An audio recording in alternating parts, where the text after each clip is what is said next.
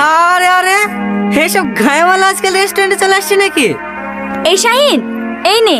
চলেন আমরা অন্য জায়গায় যাই। কেন? ভালো তো রেস্টুরেন্টটা, দাও একটা আমাকে দাও। বসো। শাহিন কিন্তু সেই জিনিস, গতকাল এমএলএর মেয়ের সাথে রিলস আপলোড করেছে, দেখেছিস?